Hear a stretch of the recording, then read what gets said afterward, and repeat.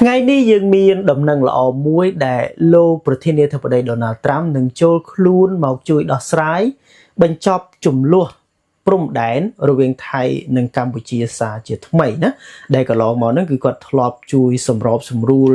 ជាច្រើនមកហើយដែរណាដែលគាត់មកចូលរួមកិច្ចប្រជុំកំពូលអាស៊ាននៅម៉ាឡេស៊ីធ្វើជាសាក្សីប៉ុន្តែចៃដន្យអីបងប្អូនគឺថៃគឺវាមានល្បិចពុទ្ធបុត្រច្រើនមែនទែនហើយថែមទាំងឥឡូវហ្នឹងមកចោទកម្ពុជាយើងថាជាអ្នកវាយប្រហារទៅវាមុនថែមទៀតណាអញ្ចឹងយើងចង់ដឹងថាតើសារនេះចៅសៀមក៏ដូចជាលោកអនុធាននឹងស្ដាប់តាមលោកប្រធានាធិបតីត្រាំដែលគាត់ខំជួយសម្របសម្រួលដែរឬអត់យើងមកប្រែកាសែតនឹងលំអិតទាំងអស់គ្នាអញ្ចឹងបញ្ជាក់បន្តិចបងប្អូនវីដេអូនេះគឺយើងមានទាំងអស់ពីព័ត៌មានឥឡូវយើងមកមើលចំណងជើងព័ត៌មានទី1សិនចំណងជើងគេដាក់ថា call ដោះស្រាយរវាងថ្នាក់ដឹកនាំទាំងពីរហេតុការប៉ះទង្គិចថៃនិងកម្ពុជាណាហើយយើងទៅមើលចំណងជើងព័ត៌មានមួយទៀតបាទបងស្គាល់ហើយលោកអនុធានឆានវីរគុណណាអញ្ចឹងចំណងជើងគេដាក់ថាម៉េចនៅមិនទាន់មានការសម្របសម្រួលនោះទេក្រោយពីលោកប្រធានាធិបតីត្រាំនឹងបានត្រៀមទូរស័ព្ទចរចាបញ្ចប់ការបាញ់ណាឬក៏បញ្ឈប់នៅការបាញ់រវាងថៃនិងកម្ពុជានឹងឯងឥឡូវយើងទៅមើលលំអិតនៅព័ត៌មានទី1ទាំងអស់គ្នាលោកប្រធានាធិបតីត្រាំណាឬក៏ត្រាំបានត្រៀមភ្ជាប់ទូរស័ព្ទនិយាយជាមួយនឹងអនុធានហើយនឹងសម្ដេចហ៊ុនម៉ាណែតក្រោយពីកើតមាននៅការប៉ះទង្គិចសាជាថ្មីលោក Donald Trump ប្រធានាធិបតីសហរដ្ឋអាមេរិកបានលាតត្រដាងថាលោកមានគម្រោងនឹងតាក់ទងទៅថ្នាក់ដឹកនាំថៃនិងកម្ពុជាគឺលោកអនុធានឆានវីរគុណនិងនាយករដ្ឋមន្ត្រីថៃនិងសម្ដេចហ៊ុនម៉ាណែតណាប៉ុន្តែនៅក្នុងនេះគេមិនបានដាក់ងារឲ្យយើងនោះទេគ្រាន់តែថាយើងប្រែយើងដាក់បន្ថែមទៅណានាយករដ្ឋមន្ត្រីកម្ពុជាបន្ទាប់ពីមានប្រជាជនជាង5សែននាក់ត្រូវជំលះខ្លួនក្រោយពីថៃកម្ពុជាបានប៉ះទង្គិចគ្នាឡើងវិញតាមបណ្ដោយព្រំដែនអញ្ចឹងគឺប៉ះពាល់ទៅប្រជាជនស៊ីវិលច្រើនមែនទែននៅ9កន្លះលាននាក់មិនមែនតិចតួចនោះទេលោកត្រាំបានថ្លែងក្នុងពេលចូលរួមកម្មវិធីមួយនៅរដ្ឋ Pennsylvania ថាថ្ងៃស្អែកខ្ញុំត្រូវតែទូរស័ព្ទទៅរកថ្នាក់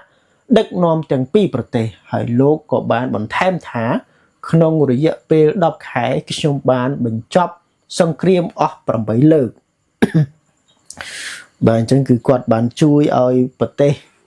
ជាច្រើនទទួលបាននូវសន្តិភាពប្រទេសទទួលបានសន្តិភាពស្មើនឹងជួយសង្គ្រោះអាយុជីវិតមនុស្សគ្រប់លំដាប់ថ្នាក់បងប្អូនណាមនុស្សចាស់ជរាក្មេងណាគ្រប់សពណាអញ្ចឹងគាត់បានជួយទៅប្រទេសណាខ្លះណាដែលរួមមានKosovo, Serbia, Pakistan, India, Israel, Iran, Egypt, Ethiopia, Armenia, Azerbaijan ណាឬក៏ថៃដាក់ Azerbaijan ហើយនឹងមិនចង់និយាយនោះទេនៅមានប្រទេសសង្គ្រាមរវាងកម្ពុជានិងថៃដែលចាប់ផ្ដើមសារជាថ្មីទៀតហើយណាអញ្ចឹងក៏បានន័យថាម៉េចថៃកម្ពុជានឹងគាត់ធ្លាប់ជួយដោះម្ដងហើយប៉ុន្តែឥឡូវហ្នឹងគឺកើតសារជាថ្មីហើយគាត់ក៏នឹងចូលខ្លួនមកសារជាថ្មីដើម្បីជួយដោះស្រាយប្រទេសទាំងពីរដែរខ្ញុំនឹងទូរស័ព្ទទៅបញ្ឈប់សង្គ្រាមរវាងប្រទេសមហាអំណាចទាំងពីរគឺថៃនិងកម្ពុជាពួកគេបានធ្វើសង្គ្រាមនឹងគ្នាម្ដងទៀតហើយប៉ុន្តែខ្ញុំនឹងចាត់ការដោយខ្លួនឯងយើងនឹងកសាងសន្តិភាពដោយភាពរឹងមាំនោះហើយជាអ្វីដែលយើងកំពុងធ្វើឥឡូវយើងទៅជាបន្តទៀតទោះជាយ៉ាងណាក៏ដោយនៅក្នុងការប៉ះទង្គិចគ្នាកាលពីខែកក្កដាកន្លងទៅលោកត្រាំធ្លាប់បានគម្រាមប្រើប្រាស់វិធានការ ពាណិជ្ជកម្មផ្នែកពន្ធគយទៅលើប្រទេសទាំងពីរដើម្បីឲ្យពួកគេបញ្ឈប់ការប៉ះទង្គិចគ្នាអញ្ចឹងគឺកម្ពុជាយើងចរចាបានពន្ធចុះច្រើនណាប៉ុន្តែថៃនៅទេបងប្អូននៅខ្ពស់ជាងយើងដោយសារតែគេមើលទៅថាអ្នកណាខុសអ្នកណាត្រូវគេចេះមើលបងប្អូនហើយសារនេះទៀតបើសិនជាថៃនៅតែក៏ក្លឿនមិនគោរពអន្តរជាតិមិនគោរពប្រទេសមហាអំណាចទេយើងចាំមើលថាអនាគតថៃនឹងទទួលទណ្ឌកម្មអ្វីខ្លះណាព្រោះយើងដឹងហើយអាមេរិកគឺជាទីផ្សារនាំចេញដ៏ធំសម្រាប់ពិភពលោកណាកម្ពុជាយើងគឺរ៉ូស៊ីចំណេញទៅជាមួយអាមេរិកទេណាបងប្អូនរ៉ូស៊ីជាមួយចៅសៀមផ្ទះលេខ3អីនោះក៏មិនដែលចំណេញអីដែរណាវានាំចូលមកយើងច្រើនជាងយើងនាំចេញទៅវាណាឬថាគេនាំមកយើង10យើងនាំទៅគេបានទៅ2ណាអញ្ចឹងគេលើសយើង7 8បាត់ហើយឥឡូវយើងទៅជាបន្តទៀតរីឯពីមុនមករដ្ឋមន្ត្រីការបរទេសសហរដ្ឋអាមេរិកលោក Marco Rubio បានចេញមុខអំពាវនាវយ៉ាងខ្លាំងក្លាឲ្យបញ្ឈប់ការប្រយុទ្ធគ្នាជាបន្ទាន់និងការពារជនស៊ីវិលដោយតម្រូវឲ្យភាគីទាំងពីរត្រឡប់ទៅរកវិធាននៃការកាត់បន្ថយភាពតានតឹងដោយដែលបានកំណត់នៅក្នុងកិច្ចព្រមព្រៀងចុះថ្ងៃទី26ខែតុលាចំណែកក្រសួងការបរទេសសិង្ហបុរីក៏បានចេញសេចក្តីថ្លែងការណ៍កាលពីថ្ងៃពុធដោយអំពាវនាវឲ្យប្រទេសទាំងពីរប្រើប្រាស់ការអត់ធ្មត់និងដោះស្រាយជម្លោះតាមរយៈការចរចាស្របតាមស្មារតីនិងគោលការណ៍នៃសេចក្តីថ្លែងការណ៍រួមឥឡូវយើងបិទបញ្ចប់ព័ត៌មានទី1ណាបងប្អូនយើងទៅមើលគេហៅថាបុគ្គលល្មមសង្គ្រាមណាបងប្អូនលោកអាណាធីនដែលមានការវិភាគជាច្រើនហើយប្រជាជនថៃមួយចំនួនក៏គិតបែបនឹងដែរណាដោយសារតែឥឡូវហ្នឹងគឺរងការរិះគន់ខ្លាំងមែនទែនសឹងថាប្រជាប្រិយភាពរបស់លោកអាណាធីនគឺស្មើ0នឹងបងប្អូនហើយក៏ត្រៀមបោះឆ្នោតនៅថ្ងៃខាងមុខអញ្ចឹងគឺគ្មានសង្ឃឹមអីដែលនឹងជាប់នោះទេអញ្ចឹងគឺមានថាម៉េចមានតែមកគេហៅថាបង្ហាញនៅឆន្ទៈស្រឡាញ់ទឹកដីជាតិមាតុភូមិធ្វើសង្គ្រាមជាមួយខ្មែរនឹងឯងដើម្បីគេហៅថាស្ដារគេឈ្មោះមកវិញហើយលោកបានជាប់ទៅមុខទៀតប៉ុន្តែគេថាការធ្វើបែបហ្នឹងប្រៀបបីដូចជាយកអាយុជីវិតទាហានមកលេងសើចដែរណាអានេះជាការវិភាគឃើញរបស់នៃវិភាគថៃមួយចំនួនដែលគេមិន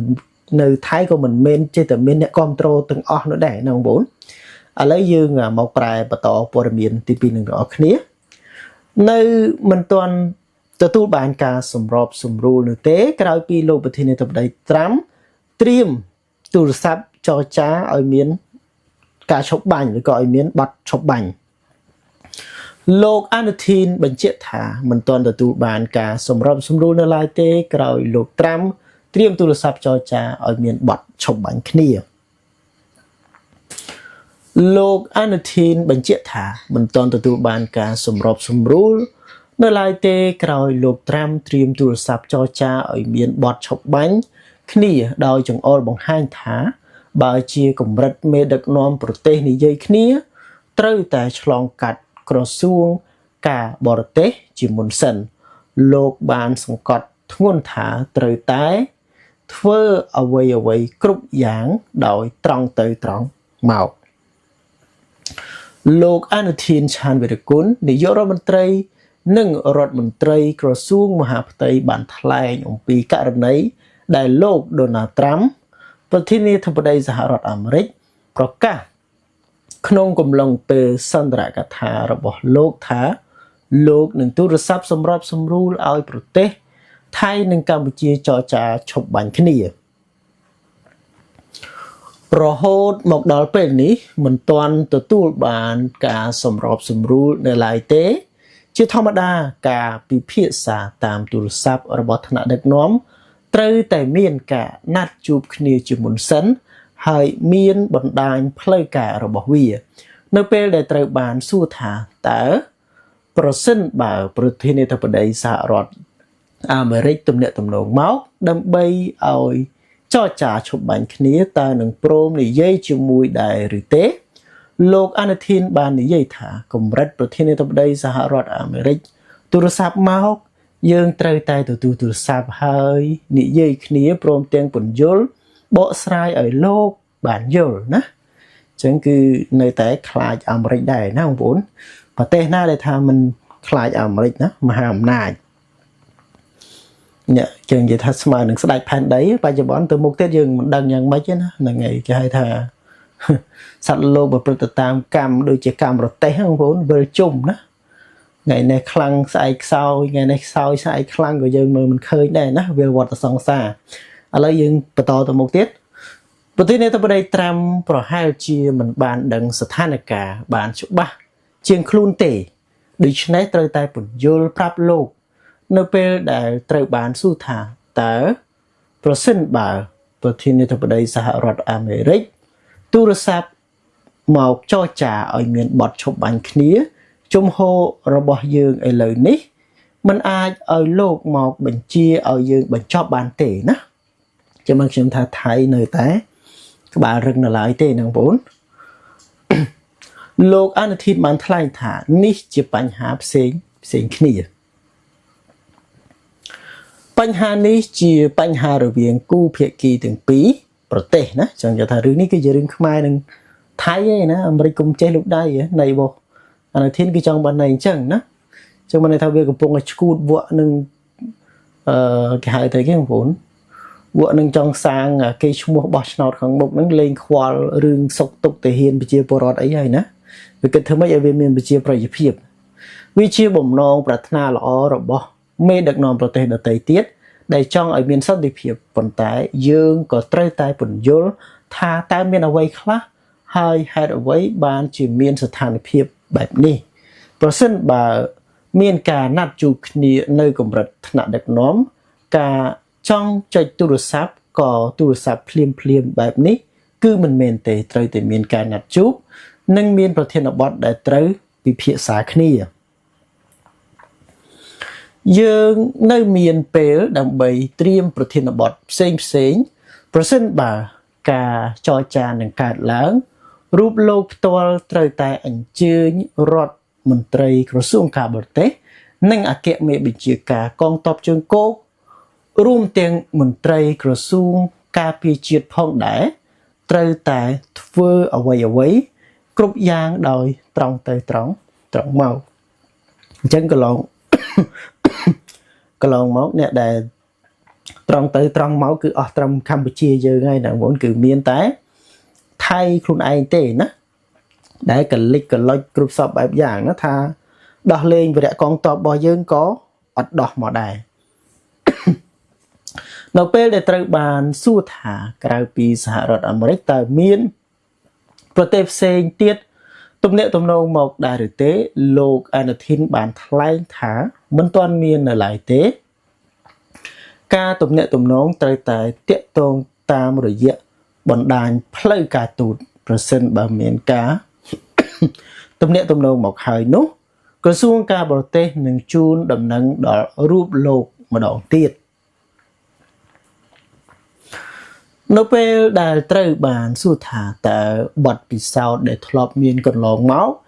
ដែលមានរូបភាពចាប់ដៃចុះហត្ថលេខាលើអនុសារណៈនៃការយោគយល់ MOU ឲ្យមានបទឈប់បាញ់គ្នានឹងលែងមានហេតុការណ៍បែបនេះទៀតហើយមែនទេលោកអនុทินបានថ្លែងថាវាមិនមែនជាមេរៀននោះទេតែវាជាអ្វីដែលយើងចង់ធ្វើដើម្បីឲ្យកើតមានសន្តិភាពនៅក្នុងតំបន់នេះហើយយើងក៏មានលក្ខខណ្ឌដែលត្រូវតែអនុវត្តដែរប៉ុន្តែជាក់ស្ដែងភាគីមកខាងទៀតមិនបានអនុវត្តតាមទេណាគេចោទខ្មែរយើងចំណែកឯភាគីយើងបានអនុវត្តតាមទាំងស្រុងណាតាមទាំងស្រុងខ្ញុំចង់បង្ហាញបងណាទាំងស្រុងក្បាលវាអីណាមកញាស់យើងមកបាញ់យើងអត់តហ្នឹងក៏នៅតែបន្តញាស់យើងរហូតឲ្យថាវានឹងអនុវត្តបានទាំងស្រុងដូច្នេះហើយនៅពេលដែលយើងបញ្យល់ទៅនរណាម្នាក់គឺងាយស្រួលព្រោះយើងបានអនុវត្តតាមលក្ខខណ្ឌទាំងអស់มันបានខុសសូម្បីតែមួយចំណុចកាលនោះថែមទាំងមានរឿងដោះលែងឆ្លើយសឹកទៀតផងពេលឆ្លើយសឹកសុំធ្វើថ្មិញរូបខ្ញុំក៏នៅតែអនុញ្ញាតឲ្យធ្វើផង ផងដែរចេះនិយាយទៅរួចនៅ9ត្រូវដោះលែងវិរៈកងទ័ពយើងថ្ងៃទី12ប៉ុន្តែវាព្យាយាមបកហេតុយកលេសថ្ងៃទី10មុនបាត់ហើយហ្នឹងចំពោះករណីដែលប្រធានាធិបតីសហរដ្ឋអាមេរិកស្នើសុំឲ្យត្រឡប់ទៅរកចំណុចចរចាដើមវិញនោះលោកអនុทิនបានសង្កត់ធ្ងន់ថាលោកត្រូវតែស្ដាប់ការពន្យល់និងការបំភ្លឺពីស្ថានភាពជាមុនសិនចំណែកឯការដែលនាយករដ្ឋមន្ត្រីអនុញ្ញាតឲ្យទាហានជាអ្នកសម្រេចចិត្តក្នុងការប្រយុទ្ធនោះលោកអនុทิនបានថ្លែងថាចំពោះរឿងប្រយុទ្ធគឺជារឿងរបស់កងទ័ពស្រាប់ហើយចំណែកឯលោកជើមសាប់ពីនថងបានចេញមកនិយាយថាបានលើកផលប្រយោជន៍ឲ្យកងទ័ពក្នុងរឿងប្រយុទ្ធនោះត្រូវតែបញ្ជាក់ថាមិនមែនជាការបោះបង់នោះទេតែជាការប្រគល់ភារកិច្ចឲ្យឥឡូវនេះគឺជាពេលដែលប្រជាជនថៃទាំងអស់គួរតែផ្ដល់កម្លាំងចិត្តឲ្យគ្នាទៅវិញទៅមកចំពោះរឿងនឹងទៅចរចាអ្វីមួយតើត្រូវស្ដាប់កងទ័ពជាគោលដៅឬទេលោកអនុทินបានថ្លែងថាយើងត្រូវតែមើលស្ថានភាពដែរឥឡូវនេះមានការប្រយុទ្ធគ្នាធ្ងន់ធ្ងរដល់ថ្នាក់នេះដែលបណ្ដាលមកពីកម្ពុជាបានវាយប្រហារយើងមុនណាវានៅឆ្លៀតចោតយើងទៀតនៅមុនទាំងដែលជាក់ស្ដែងហ្នឹងគឺខាងវាហ្នឹងវាយប្រហារមកយើងឡើងលើស24ម៉ោងបានលើសបន្ទាត់ក្រហមបានខាងរដ្ឋាភិបាលយើងប្រកាសនៅក្នុងការឆ្លើយតបឬក៏តបទៅវាវិញណាតែអ្វីដែលវាចុះផ្សាយអ្វីដែលវាប្រាប់ទៅ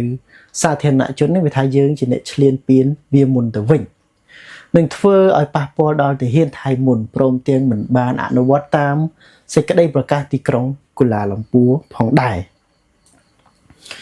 នៅពេលដែលត្រូវបានសួរថាចំណុចបញ្ចប់នឹងស្ថិតនៅត្រង់ណាតើនឹងប្រយុទ្ធគ្នាទៅមុខរហូតឬទេលោកអនុทินបានថ្លែងថាវាជារឿងសន្តិសុខដែលមិនអាចផ្ដល់មតិយោបល់អ្វីបានទាំងអស់យើងកំពុងថែរក្សាអធិបតេយ្យភាពថែរក្សាទឹកដីរបស់ប្រទេសយើងហើយយើងមានគោលដៅច្បាស់លាស់ណាគោលដៅគេហៅហ្នឹងគោលដៅចោលលួចប្លន់គេច្បាស់លាស់ឬក៏មិនបាទអញ្ចឹងទាំងពីព័ត៌មានសំខាន់9ទី1គឺលោកប្រធានាធិបតីត្រាំនឹងចូលខ្លួនមកចរចាបញ្ចប់ចំនួននេះសារជាថ្មីហើយក៏យើងមានជាសំណួរដែរថាតើនឹងអាចបញ្ចប់បានដែរឬទេបើអនុทินឥឡូវកំពុងតែវក់ដោយជ្រូកពុលហ្នឹងបងប្អូនលេងស្ដាប់លេងខ្វល់អន្តរជាតិកិច្ចព្រមព្រៀងបាត់ឆុំបាញ់អីហើយណាអនុทินគឺនិយាយយកលយដើម្បីឲ្យពួកប្រជាជនថៃឈួតនឹងសង្គ្រាមមួយចំនួនគ្រប់ត្រូលណាអញ្ចឹងទាំងពីរព័ត៌មាននេះគឺមានតែប៉ុណ្្នឹងសូមអរគុណសូមគោរពលា